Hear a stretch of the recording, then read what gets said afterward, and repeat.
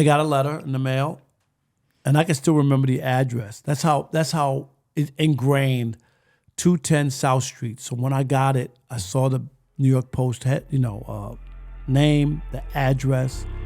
I opened it up, and inside is a check for $50 to start my newspaper. They hate when you elevate. You're stacking up losses, I'm handing them out, I had to go delegate. It feel like I'm floating, I'm lost in the moment, I swear I could levitate. Ladies and gentlemen, we are back with another action-packed episode. I cannot thank you enough, but I will do it a lot as always. It is your boy Sbpress reporting live from Mastermind Media on another edition of Express Yourself with Sbpress. And I have a very near and dear person to me. Let's just go down some accolades because this person has a lot. So first off, let's go ahead and mention he is one of sports voices that you hear on a regular basis on The Odd Couple. He and Cruz Broussard. Big ups to you guys. Also a professional professor at the University of Southern California. So yes, teaching education is a thing. But the main thing I want to go ahead and mention is you just, got enshrined into the Hall of Fame. So yes, ladies and gentlemen, we have the very own Rob Parker in the house today. Preston, my man, I appreciate that. No, I appreciate you. Thank you, buddy. But before, because I have a little, token for people behind the scenes is he has a birthday coming up. And no, he's not turning number one, but he is number one. Oh, wow. So I would say add 59 to that, but then again, it would probably cover the cake. Yes. So before we get into this awesome episode, please make a wish for your amazing career then, now, and moving forward. I almost got a trick candle. I know. Don't do that. Have me have a heart attack right here on the podcast. There you go. Very nice. I appreciate that. Thank you. I appreciate you. And definitely got more to go into. But for the people who do not, or is this the first time hearing you, seeing you and everything, which is shocking, let them know where you're originally from and a little bit of your upbringing. Yeah. I'm from Jamaica, Queens, New York. Very fortunate. I grew up in a great neighborhood. Great friends, family and parents who looked out for us. I have, as we go into this year, 2024, along with turning 60, I think probably the greatest thing when I think about my life is the group of guys I grew up with. So we had a baseball team, a neighborhood baseball team called the Black Cats. And we started that team in 1974, so 50 years ago. Okay. We all lived off of Sayers Avenue and 3 or 4 block stretch. We all lived off of that avenue. And imagine kids all these guys, 11 of us, 9 black guys, 2 Puerto Rican guys, and we all lived within 3 or 4 blocks of each other. So we had this baseball team, and we had this bond, and our parents looked out for each other. We spent a lot of time together. We did a lot of stuff. We used to go to movies.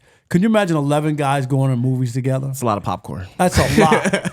Or we would go to White Castles back in the day on Queens Boulevard when White Castle's hamburgers were 10 cents. Yes, they were 10 cents each. So we'd all get you could go get a sack of burgers. I can remember us going to Shea Stadium to a Mets game on a Sunday.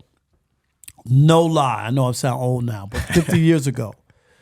For $5, I'm not even kidding, for $5, you would have your bus and train fare, ticket to the game, scorecard, hot dog, and a drink, and come home with 50 cents. Only thing you're missing is the Cracker Jacks. I But mean, I feel like I was not living in the right terms with all that stuff you just said. That was for $4.50. I came up when there was only 29 or 39 cent cheeseburgers at McDonald's. Nothing 10 cents. So when everybody's talking about the nickels and stuff, 10 I didn't cents. get that. Right. I didn't get that moment. And It I was wish we crazy. could've. And now, and so this year, 2024, is our 50th anniversary of this team, the Black Cats. But the greatest thing of all is that all 11 of us are still alive and all still friends. Can you imagine having a friendship and a brotherhood with 11 people? And think about growing up in the 70s in New York. New York was back then a hellhole. Like there's a lot of bad stuff going on, violence, drugs, gangs. just a tough place. And the maneuver and be able to all somehow survive and not fall prey to the ills that were going on. We all grew up in inner city, but we had a very special neighborhood that we grew up in, and very blessed. Our parents all watched out for everybody, not just their own kid. So if you did something or you stepped out of line, it was nothing for them to like pop you and be like, not only did I pop you, I want you to go home and tell your mother and father why I hit you. And then you're gonna get another whooping. You're gonna get hit by them. That's how it was. It wasn't like, oh, don't touch my kid. What'd you do? And then the parents are ready to fight the other parent. No, they would be like, thank you for getting my boy in line and not letting him stray. I wasn't too far off from that neither. Growing up in Compton, we had individuals who were seen as parents as well. And when your parent wasn't around, they can actually discipline and put you in place. So yeah, you definitely don't want to act up around your parents or not around them because you're going to get multiple whoopings. Right. That's how I came up as well. That's how we came up. So just grew up in that environment, which was great. And all my friends, I wanted to be a sports writer since I was 9 years old. So when I eventually got there, no one was surprised because that's all I ever talked about. I was a 9-year-old kid talking about I want to have my own column in the newspaper. People looked at me like I was crazy. Like, what are you talking about? Because back then there were no black sports columnists for me to look at and say I want to be him. The very first, at the Detroit Free Press, which is always one of the greatest jobs I ever had. But yeah, that was my upbringing was pretty normal. My mom and dad got divorced when I was about 9 or 10. Grew up with my two sisters. I was the middle boy. Middle class, we had our own home. We had a backyard. We were fortunate. Now, I want to go back a little bit to the Black Cats and light a little fire underneath you. Who was the ace on the team? I was pretty good as the pitcher. I'm just saying, I wasn't the best player. We had guys who were better. You know what I mean? As far as doing everything. But I was like the main pitcher on the team. And we just spent so many hours. We used to play baseball in my neighborhood until we couldn't see the ball anymore. Like, that's it. And the same thing when we go out and play, one parent would come down to the park and, like, call us in for dinner for everybody. It would just be that, all right, game's over, dinner time, everybody come home. Nobody had phones or watches. And it was just kids playing until it got too dark or somebody came and got us. And that would be the end of the game when it's time to go home for dinner. And I can remember even as kids, like when we were 9 and 10, growing up in New York, get on our bikes on a Saturday morning at 8 a.m. and ride our bikes all over Queens. That was the life. Okay? No cell phone. Nobody knew where you were. It was just, it's incredible when I think about it. And then we would come back at 6 o'clock in time for dinner. So we'd be going all day. I kind of can fill that in as well too, because we were out on bikes, out early, so we can be out the whole day. The whole day, right? We get our little Saturday morning cartoons in, but not too much, because then you're kind of like blowing half the day away. And then I was coming up at a time to where when the street lights come on, you got to come in. Right. So daylight savings, when they reverse and you got a little bit more, it was the best. So definitely understand that way too well. Street lights come on, come in. Come in. And so very fortunate to have that kind of upbringing. And then I was able to, I can remember college, bringing some of my roommates from college down to New York. I went to Southern Connecticut State University in New Haven, Connecticut. And I had 3 white roommates. Mm-hmm. And we were going to a Knicks game. So we drove down from Connecticut. We're going to go to my house. My mom was going to make us dinner, and then we're going to the city to the game. So as we're driving in and we're starting to get into the neighborhood, the 3 white guys are in the car, They start going. And I'm like, they go, all black people live around here? And I'm like, yeah. Because everything that they've ever were told about black people or the idea of it just didn't... was the opposite of what they were witnessing. Exactly. And they just couldn't you know, everybody has a house, their lawn is manicured. I took them in my neighborhood. A landmark in New York is in my neighborhood.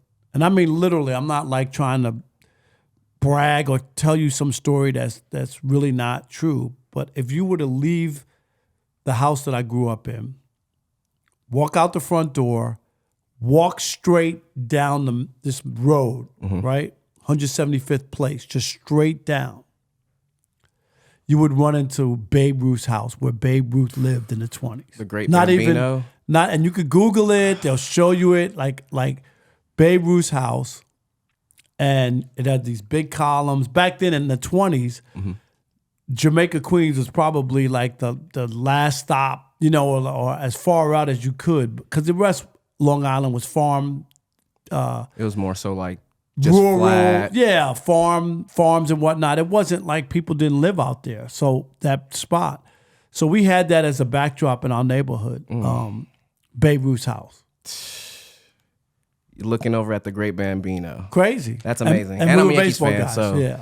so going into baseball, let's talk about the first team that you were covering and everything, Cincinnati Reds, and how prestige that was for the rest of your career, because it really made and sculpted a lot for the sports, because we did not have a lot of brothers representing the sport at the time. So for you to be a pioneer in that, go ahead and allude to a little bit of it. Getting the job in Cincinnati was another one of those big moments in my career. So I was already working in New York, working at the Daily News, which is the largest paper in the country. I started there in 1986, and then by 1991, I wanted to cover baseball. That was my love. And the two baseball writers who were already at the paper were younger guys, a little older than me, but not a lot older. And I didn't want to wait. I'm like, Bob Clappish and Michael Kay aren't going anywhere. But I want to cover baseball. I was covering basketball. My friends thought I was crazy. A, I was at the Daily News, the largest paper in the country. B, it was my hometown. C, I was covering the Knicks. What more do you want? What are you talking about? You're going to where? Cincinnati? Like, my friends thought I was, Rob, you are tripping. And then remember, with basketball, the coverage the way it was back then, you used to get 3 months off in the summer. So it's the greatest job in the world. 3 months off in the summer, covering the NBA, traveling the country with the Knicks. Like, what do you want? I want to cover baseball. I'm going to go to Cincinnati, Ohio, a place I had never been before I went to the job interview. This is 1991. The Reds had just won the World Series in 1990. So they had never had an African-American cover the team on a regular basis. And they hired me. And I think I was 27 years old, picked up and moved to Cincinnati. So a much smaller paper, but a bigger job. And that's always we got to think about which one is more important, being at a big paper or being in a big situation where I don't have the marquee job. Covering the Cincinnati Reds was the best job at the entire paper. I was the highest paid employee of anybody at the paper. That's how big covering the Reds job was. So I welcomed it, went there, enjoyed every single minute of it. Okay. Now, you were a big influence and big mentor in my life. Who are some of the influencers and mentors for you? Few. Ronnie Duncan was a sportscaster when I was in college at Channel 8 in New Haven. And I interned for him. And he was a young black guy who was doing weekend sports at Channel 8. And I just looked at him and was like, oh, that's what I want. I didn't want to be a sportscaster per se like that, but doing sports for a living and whatnot. And probably the moment that it clicked for me was Ronnie, one day he allowed me to watch the game, a football game, and then he said, you could write the highlights for this and I'll read it on the air. So watch the game, get the highlights, and I come up with one. And there's a running back who gets like a 75-yard touchdown run. So I write in the copy, Jim Smith takes the handoff, and AB, see you later, a 75-yard touchdown run. We were ABC station, Channel 8. So Ronnie said it on the air. Everybody loved it. And I thought to myself, man, I just wrote something that they read on the air. I'm taking notes. I'm taking You know, notes. like that was one of those moments. So Ronnie Duncan, from afar, I just got to meet him one time, but I was also growing up in New York, and when I was in high school, there was a sportscaster named Warner Wolf, was a big time, I've heard of that. Yeah, name. a big time sportscaster who was like the originator of showing highlights from other cities. So back when I was a kid, they would just put up a picture of Yankee Stadium and then talk about what happened at the Yankee game. This guy was showing videotape all over the country. So it became like a phenomenon, Warner Wolf. And he'd always say, let's go to the videotape, and then he would show you the highlights of some game or something that happened. So when I was 16, I'm in high school, and I'm in American history, and the teacher, Mr. Cutin, we're doing American history, and it was Patrick Henry.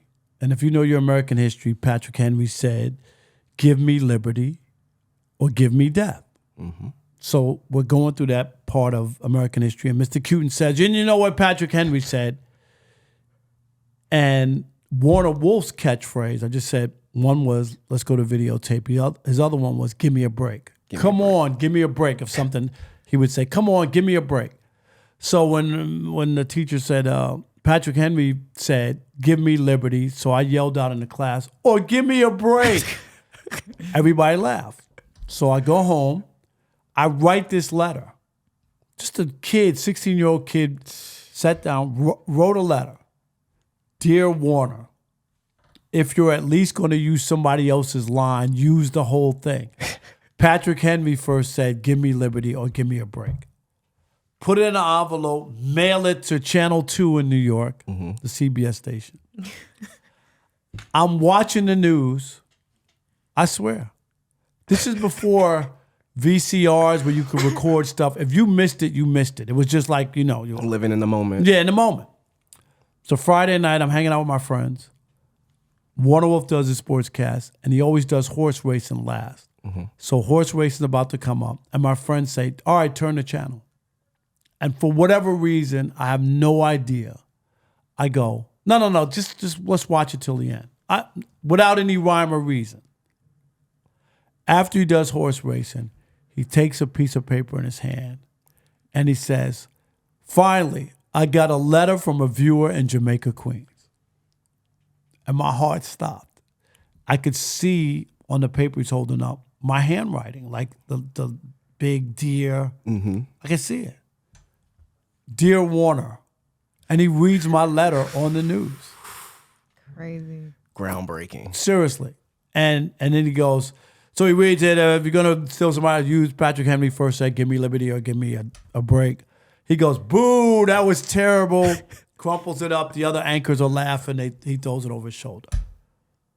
So that was one of those moments. And one other one when I was 16. And this is the other one that people can't believe, but I was in high school. The school paper took too long to come out.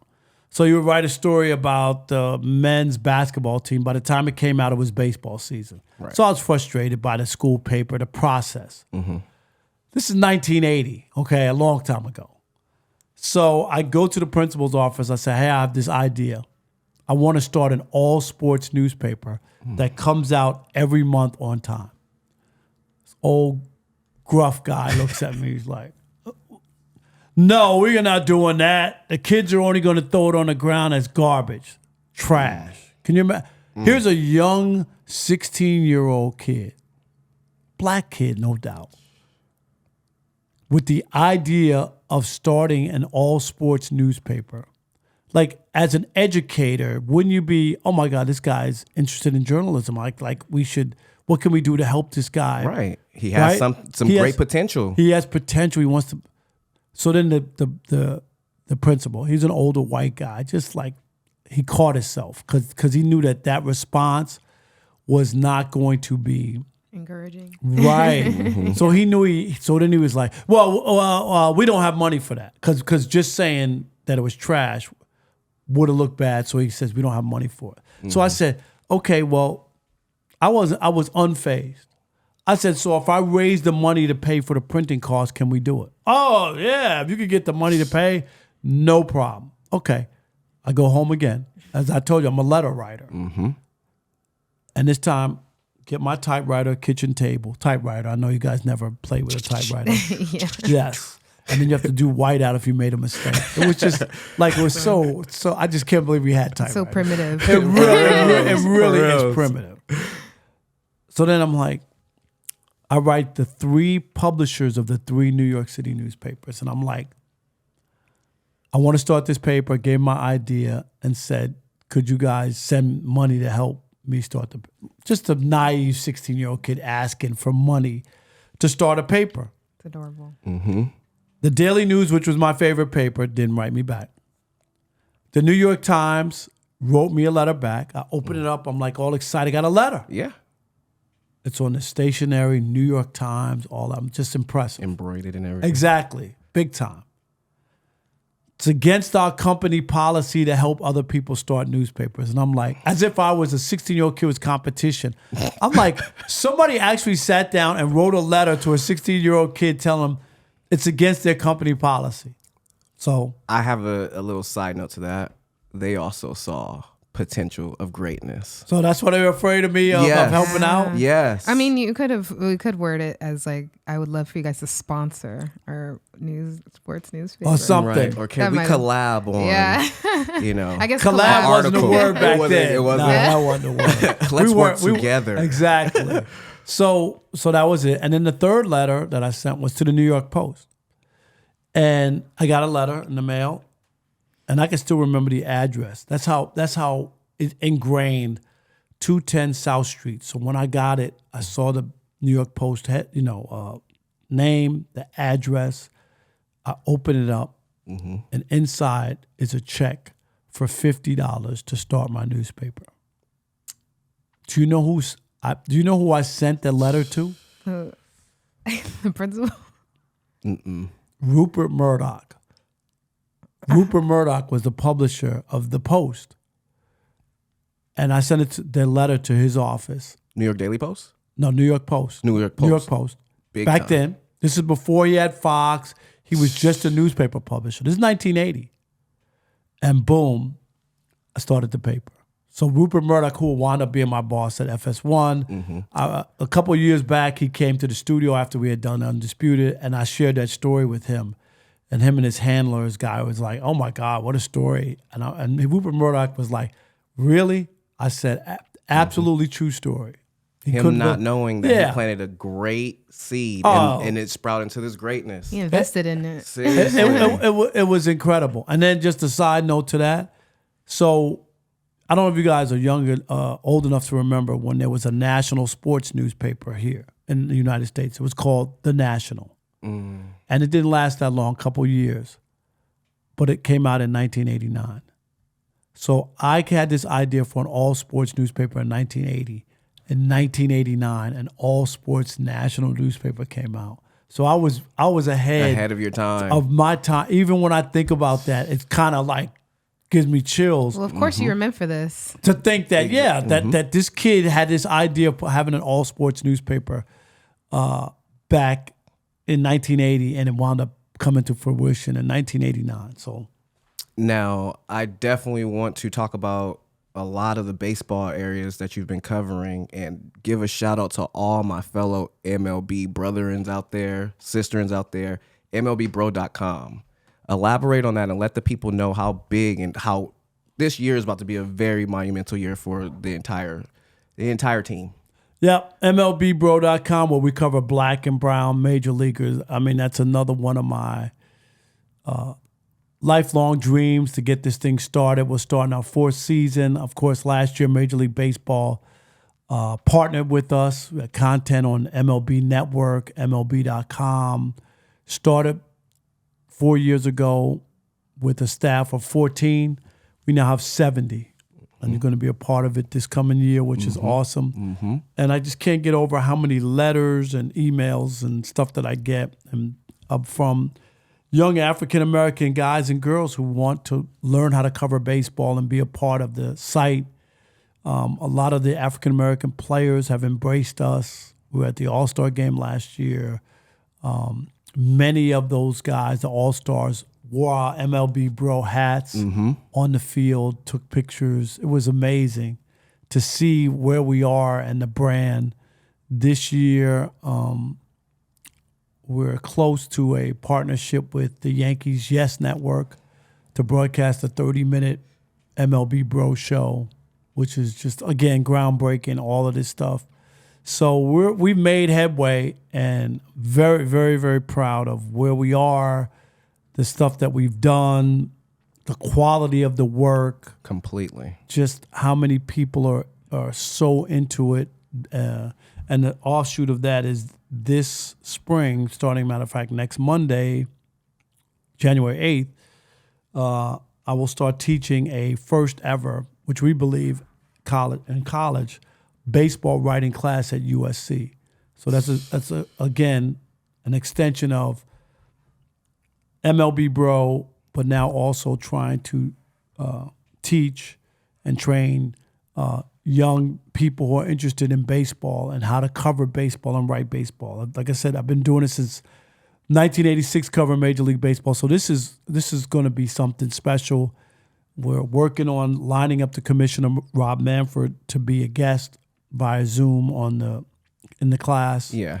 And then we're going to have former players, umpires, writers, broadcasters, throughout the semester. So I'm really excited about that. I'm excited. Yeah. And I'm going to try to be the fly guy on that wall too. Seriously. No doubt. It's going to be awesome. So there's a lot of synergy going on, but MLB Bro is something I'm very, very proud of. It's the highlight of my career. Not even for me. It's seeing everybody else blossom and learn and develop. And if you can have a life and leave behind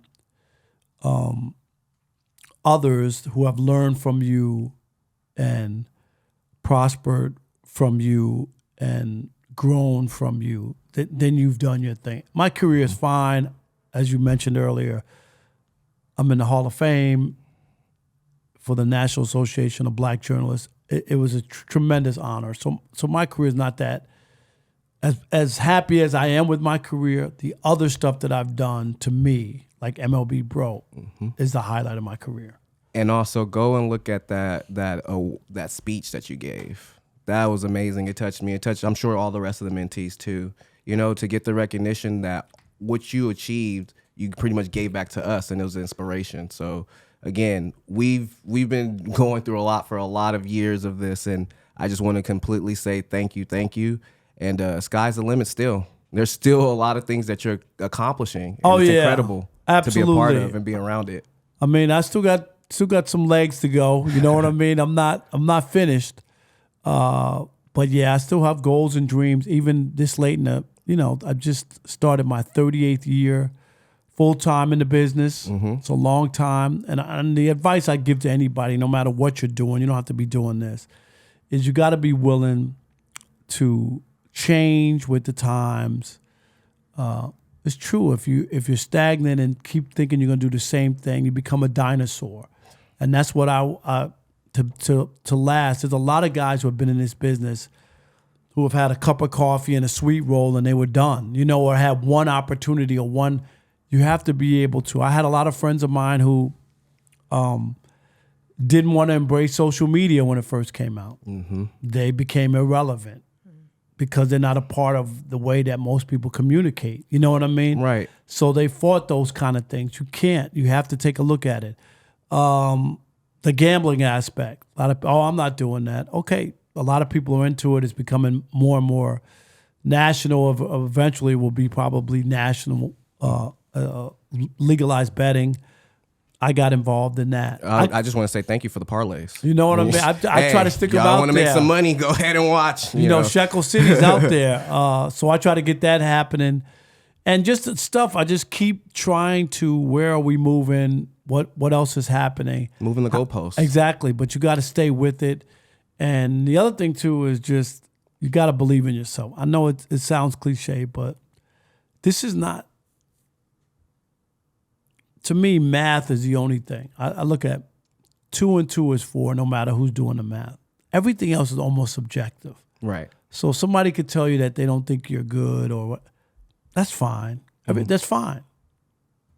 It doesn't mean, mistakes are made or people are told that they can't.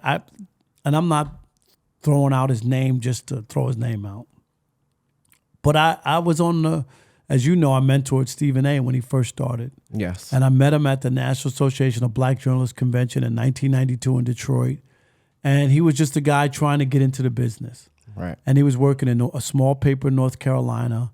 And they wouldn't give him a real opportunity. And he used to send me his clips, cut them out of the paper, put them in an envelope, and mail them to me. Okay? That's how. And then I would look at them. When I was covering the Reds, I'd be on a plane, and I would read them, mark them up, tell him what he could do to make them better, put them back in that same envelope, turn it over, write his name and address on, and mail it from whatever city I was in. And so, but they wouldn't give him an opportunity to write high school sports. This is a small paper in North Carolina, like he really wanted. So one day he called me up, and he's like, I'm quitting. I'm getting out of the business. I'm going to get a job. I have an application for Wachovia Bank. And I'm in Cincinnati. These are house phones, okay? We're not even on cell phone. We're on a house phone. Pacific Bell. You Back know in what those I mean? days. Right. It was Cincinnati Bell, right? And I'm like, no, you're not doing that. I'm like, dude, rip up that application over the phone. It sounds like a movie script, like, a scene. It's true. It's a true scene. And he ripped up the application over the phone. And I said, dude, I've been reading your stuff for the last year. You're talented. You have talent. Don't allow one or two people at some small paper in North Carolina determine your whole life. And that's what I'm trying to say to you. Somebody could say that they don't think you're good. That's fine.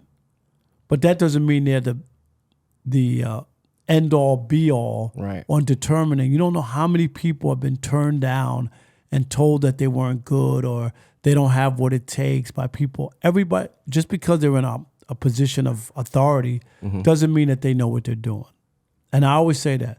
So not only did that happen and Steve wound up going to ESPN, a lot of younger people don't even know that there were bosses there. They fired Steve from ESPN. He's been suspended. He's been fired. He was fired. He was on all that stuff. He had a show, and they fired him. Get out. And then other people, new bosses there, brought him back, and now he's the face of the network. Do you see? Just in the success of him, you could see how certain people who were there and in charge had the audacity or the thinking to fire him, thinking he wasn't good or had talent, to fire him. Other people, and within the same company, different people now running the place, say, no, let's bring this guy back. And now he's the face of their network. I'm just trying to tell Number one. you. Right. So always remember that. And it doesn't mean that you shouldn't be able to accept criticism or that, people who are trying to help you, figure things out. But believe in yourself. Perseverance. All Persevere through day. it all. Well, you see it all here. So definitely want to say big ups to that because a lot of people don't realize we wouldn't have Stephen A. if it wasn't for that moment. There was a moment. There was a moment. And it only takes moments like that to really get a positive outcome in the life that you're really trying to make.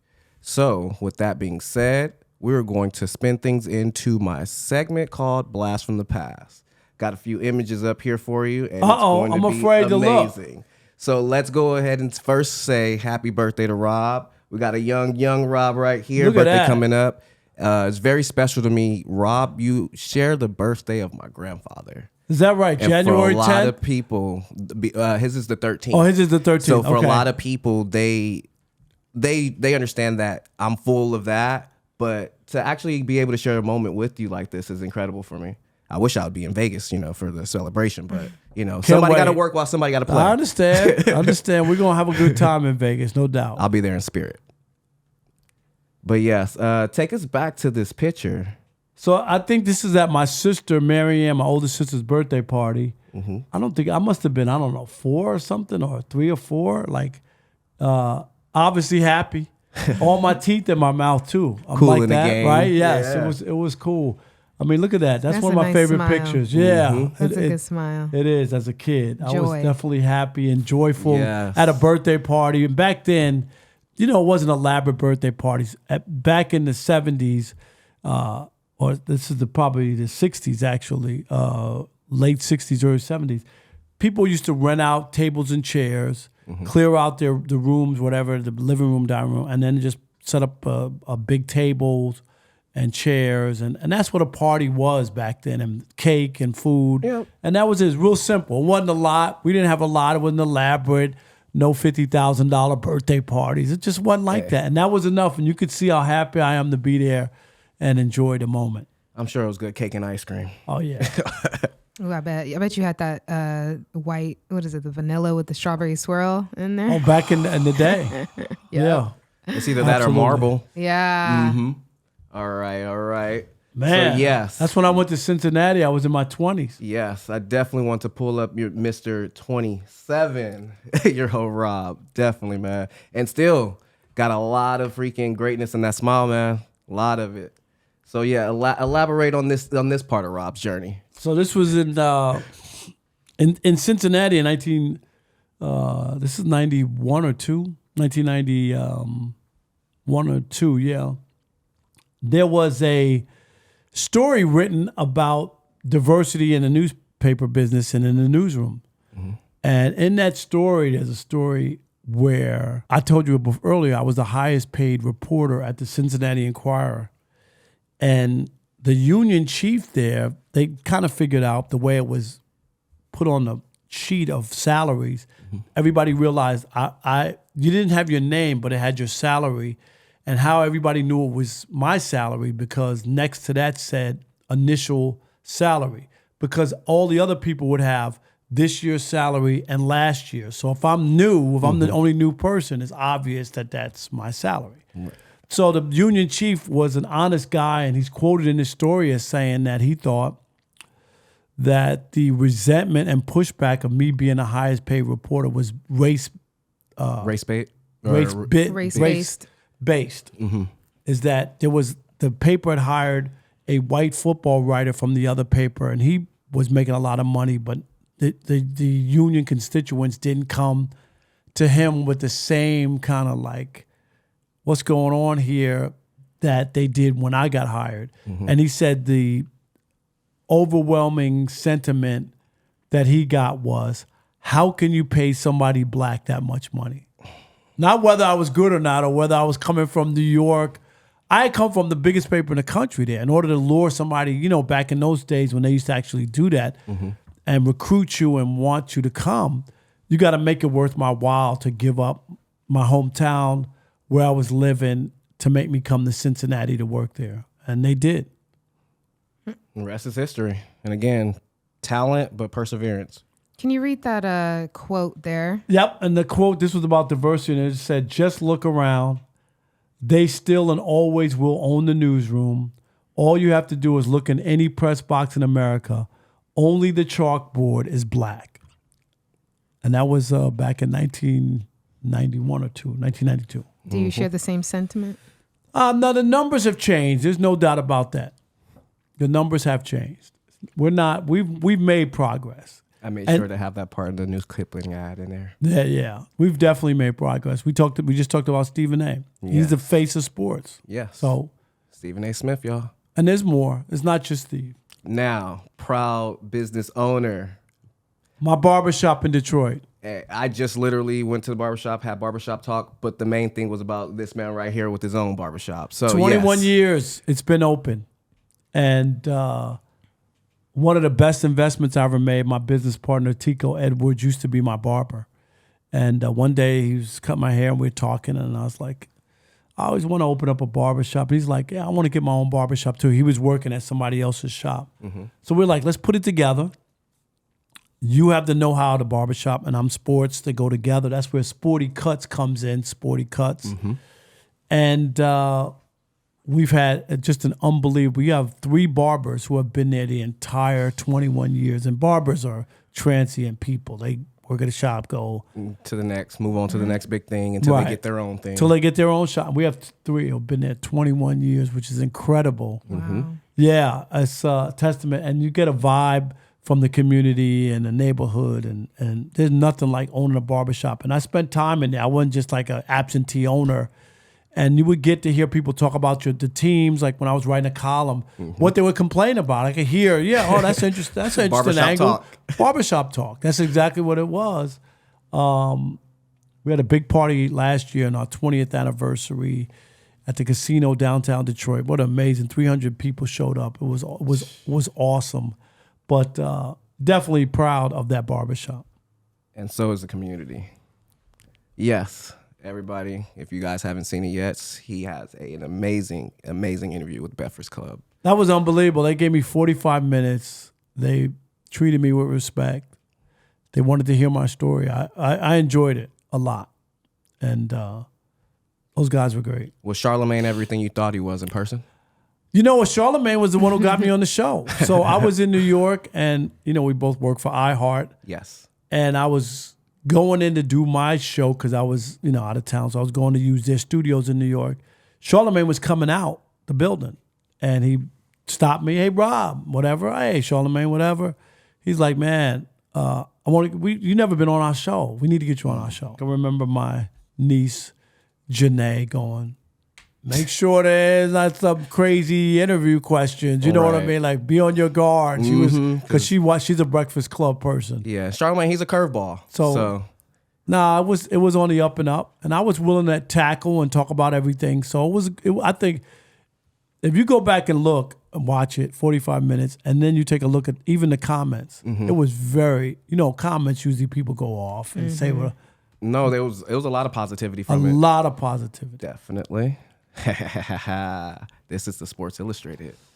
This is Sports Final Edition in Detroit. I worked at WDIV for 20 years. Yes. So on Sunday nights for 20 years, I was on this show. I had my own little sports gossip, like what's going on, potential trades, things, scuttlebutt. It was stuff like that. It was called Clubhouse Confidential, and it became like a staple. Like people would watch it on Sunday night, go to work on Monday, and then when you're at work talking with your friends or at the water cooler or whatever, it'd be like, yo, did you hear the Lions might be doing this? Or did you hear? And then every time I got stuff right, we'd always do like a proof of performance to tell people why they need to watch Sports Final Edition. And Fred McLeod, the late Fred McLeod, he did the Pistons games, and then he wound up doing the Cavs before he passed. And he's the one who discovered me for television. And Fred McLeod said, A, you got the greatest smile in the world, and B, you're magic on television. And when I started doing the show, it was like summertime was coming. I was like, Fred, well, I'm about to be on vacation, so I can't do the show. He's like, no. You got to do the show. I said, Fred, I'm gonna be on vacation. I'm gonna be out of town. There's no PTO over here. He said, no. He said, can you bring a sport coat? And no matter what city you're in or wherever you are, we'll have a satellite. Back then, there was no Zoom. You do a satellite. They had to pay $500 for a satellite picture for me to do 3 minutes. Like and they would pay it because they were like, no.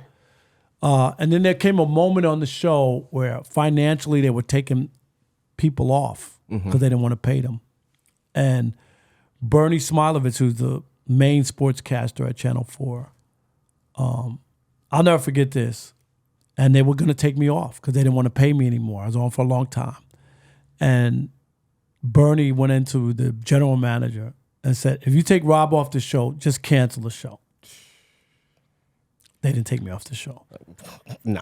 But that was the mark I made on that show. And so there were a couple things that I said that people used to always say to me at the supermarket, which was, as I told you, when I was in college, I started with ABC You Later. So this was an NBC station. So I would do my NBC You Later. Yes, it caught on. So I would be in the supermarket and people would say, NBC You Later when they saw me or whatever. And then the other one, when I did my Clubhouse Confidential with the stories, I'd always say, my moles are telling me, not sources. So I would say, my moles are telling me. Or I would say, my CWPFs. You know what that is, Preston? No, what is that? Close, warm, personal friends. So I would say, my CWPFs are telling me that the Tigers are going to do this. And then I would always say to like the sportscaster who was on there, I would say, my CWPFs, and I go, you know what that is? And then they would go, What, Rob? What? My close, warm, personal friends. And then that caught on. So those are the two things that I thought I was good with the quick sayings. No, this is the master at work right here for sure. always For trying sure. Yes. We got this. Oh, the Hall of Fame. That's Yes. the NABJ. And that was, we had a big party in Times Square in New York, and my family and friends showed up. That was a great honor. Being a part of NABJ since the, since the late 80s. It was a great honor. I think they recognized me for my mentorship, and I've helped over 50 or 60 people who are in the business. And I think it's my calling. I really do. I think that's what I'm here for. So it doesn't feel like work to me. People know if you text me, if I'm busy, I'll just have you text me later or whatever it is. But I'll get back to you. And Always. that's what I think. A lot of people say, "Oh yeah, I'll be a mentor," and people are frustrated because they'll text them or try to ask them questions, and they never get back to them. And so you can't do that. If you're going to be somebody's mentor, you're going to help them. You got to make time, because people are asking for help for a reason, because they need help. I needed help, and when I was started out the Daily News at 22, people were like, "What is he doing here? He doesn't belong here. He's just starting out his career. How could he be working at the largest paper in the country at 22?" And think about this. I wasn't an intern. I wasn't a print. I was a full-time staff writer at 22. And this paper is where people all over the country were aspiring to get to. Yeah. And so there were plenty of people in that newsroom and people who helped me when I was just starting out. So I said to myself, man, whenever I get to the point where I can help other people like they helped me, I'm going to do the same exact thing. And I just recently found a letter. Jim Wilsey was the managing editor. He's the guy who hired me. And Jim went to Columbia Journal. I don't know how. I just, every day, I'm thankful that he believed in me, but I can't believe his vision. And what I'm going to tell you is, so I found a letter. So Jim went to Columbia Journalism School, where I went and got my master's. So here's this guy. Again, I'm working at this paper, making a lot of money. And I say, I want to go to Columbia Journalism School. So I'm ready to go I got accepted. I go into his office. I say, "Jim, yeah, I got accepted to Columbia Journalism School," where he graduated. But I'm like, "But I won't go. I know I'm covering the Nets, and if it's a problem, you know what I mean, I won't go." And he's like, what are you talking about? He's like, "You're going. You got in? You're going." He goes, "And the Nets aren't that good right now. This is the New Jersey Nets." He's like, the Nets aren't that good they're not going to be that good this year. So for the next 9 months, Columbia is number 1 and the Nets are number 2. They didn't ask me to quit my job. They didn't say you couldn't do both. Just prioritizing the yes, right one. He said Columbia is number 1 and the Nets are number 2. So I find this letter that he wrote. I got accepted and started my PhD at NYU. I never finished it. I dropped out. But he wrote a letter, recommendation. And in that letter, which I just recently, like a month ago, found in some old papers. This dude, when he wrote this letter, I was 24, 59, 24. And what he wrote in there is so eerie. And he says, basically, that I'll be successful in anything that I want to venture in. But he mentioned 3 things. And all 3 things are the 3 things that I do today. And he said he'll be successful as a journalist, as a businessman, or in academia. Can you believe that? Like, he nailed Checked all 3 boxes. 3 boxes. This is when I was 24. How did he have the vision or knowledge to know what I was capable of? Like, it ain't like there's one that's off the deep end and I never got into that. The 3 things that are all important to me are all in that letter. I'm going to send you that letter. Please do. To read, because I'm telling you, when you see it, it's eerie. And this is what you talk about, where people have, when they can see something in you. And this guy, Jim Wilsey, and the people there at the Daily News, I don't know how, but they saw something in me at a young age. And to this day, I feel thankful like that I was able to get such an opportunity early and finish it through. I think I reached my full potential. Like, I don't think everybody who gets everything at the beginning, you know what I mean? You could get sidetracked. Oh, this is easy. I'm already here. I already got this. No, I followed it through. And here I am. Still going, but I reached my full potential. This for me was the start. This is actually, I want to say either 2018 or 2019. We're in Buffalo Wild Wings having lunch. You know we always eat the wings. Yes, this was game 1 of the finals when Kawhi Leonard was playing with Toronto, and they went against the Warriors. But this, for me, a lot of people don't realize this was a start of being in an atmosphere of knowing what you're capable of and being around people who actually want to see you do great and believe in you and actually push you forward. Just like he says, he's very, very accessible for some. But I can pretty much, anytime where there's a question, idea, or anything, I can contact you at any time, and I appreciate that so much. Look how flat my stomach was too. Hey, we getting there. We getting there. I'm good now. We getting there. Yes. But yes, I definitely had to say thank you with Chris to you guys. Broussard, absolutely. And that was the last, or I believe so. Okay. So, like I say thank you a lot, and I appreciate you. You got a birthday coming up, and here I like to give gifts. Oh, here we go! So, unbelievable, man! On behalf of myself and Shoe Pugs, the great Shoe Pugs. Here we go. Just want to say, Rob, thank you so much, man. And this is going to be amazing, just like how it's been thus far. These are for you. Man. Oh, these are sweet. Those are nice.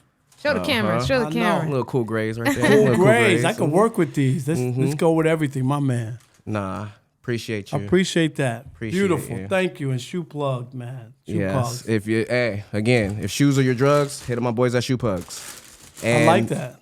And I OD'd already on shoes. I'm sorry. Did I say that? This is the second one for him, but plenty more to go. And again, you've been very, very influential and helpful for me.